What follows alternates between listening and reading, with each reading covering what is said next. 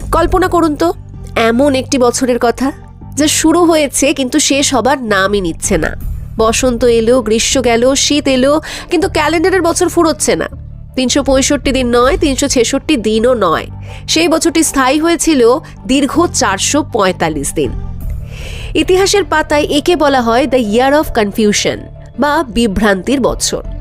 আজ আমরা যে 1 জানুয়ারি বা হ্যাপি নিউ ইয়ার পালন করি, তার জন্ম হয়েছিল এই পাগলাটে বছরটির হাত ধরেই। কিন্তু কেন রোমান সম্রাট জুলিয়াস সিজারকে ইতিহাসের চাকা জোর করে থামিয়ে দিতে হয়েছিল? স্বাগতম ইতিবৃত্তান্ত ক্রনিকলস অফ টাইমে। আজকের পর্বে জানবো ক্যালেন্ডারের সেই অজানা কালো অধ্যায়। গল্পটা আজ থেকে 2000 বছরেরও আগে। প্রাচীন রোমানরা তখন সূর্য নয় বরং চাঁদের হিসেবে ক্যালেন্ডার বানাতো। কিন্তু সমস্যা হলো তাদের এই চন্দ্রপঞ্জিকা প্রকৃতির ঋতুর সাথে তাল মেলাতে পারছিল না। অবস্থা এমন দাঁড়ালো যে ক্যালেন্ডার বলছে এখন জানুয়ারি মাস, অথচ বাইরে তখন কাঠফাটা রোদ। আবার ক্যালেন্ডার বলছে জুন মাস, অথচ শীতে মানুষ কাঁপছে। তার উপর ছিল রোমান পুরোহিতদের দুর্নীতি।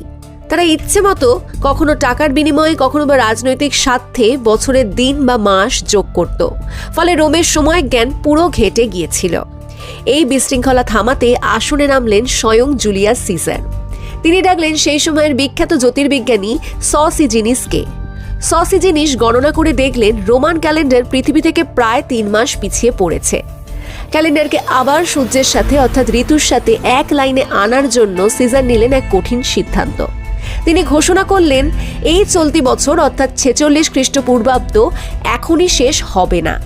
তিনি ওই বছরে সাধারণ 365 দিনের সাথে আরও অতিরিক্ত 3টে মাস জোর করে ঢুকিয়ে দিলেন। ভাবুন একবার সাধারণ মানুষের অবস্থা।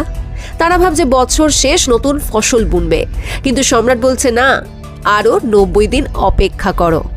কারোর বাড়ির ভাড়ার চুক্তি শেষ হচ্ছে না, কেউ মাইনে পাচ্ছে না, উৎসবের তারিখ বদলে যাচ্ছে। পুরো রোম সাম্রাজ্য জুড়ে তখন হাহাকার।